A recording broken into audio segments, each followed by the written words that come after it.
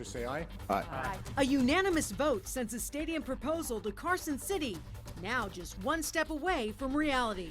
The committee vote happened so fast you could have missed it in the blink of an eye. That quick decision, though, could result in some long-lasting changes to Las Vegas. 13 Action News reporter Brian Callahan breaks it all down in a 2-minute drill.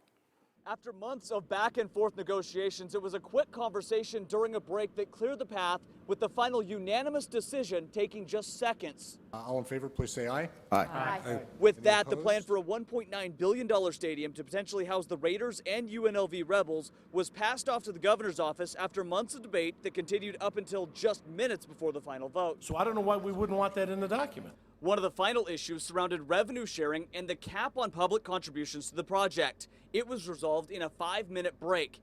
That ended with committee members settling for the increased revenue from the stadium to satisfy the return on the public's investment. The public is going to be getting $35 billion worth of revenue that we would previously not have received. The $750 million raised through an increased room tax will remain the ceiling for the public contribution to the 65,000-seat stadium.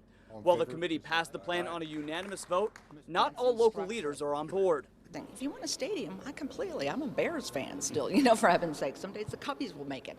But that said, the public has never, ever benefited from a publicly financed, no matter what portion is there. Sheldon Adelson's representatives say they know their work isn't done, but we're nonetheless happy to clear the first major hurdle. So it's one step at a time. So let's enjoy this for about 5 minutes, and then we'll find out what the governor's going to say. Now attention turns to Governor Brian Sandoval's office in Carson City. The question on everyone's mind is, when will Sandoval call a special session? It's up to Governor Sandoval. Obviously, the timing of the special session is up to the governor. And whether the deal recommended by the committee is good enough to earn the support of 2/3 of state lawmakers. I like to bet on football games, but not legislatures. So I don't have any idea what they do in Carson City is their business. If the plan can clear the legislative hurdle, the last obstacle would be the approval of NFL owners for the Raiders' move from Oakland to Las Vegas. Reporting at UNLV, Brian Callahan, 13 Action News. And the action wasn't just inside the stadium meeting. Things were hopping out in the parking lot. There were almost no empty spaces. That's how full it was. It was like a tailgate party out there. A lot of people wanted to see how the meeting would shake out.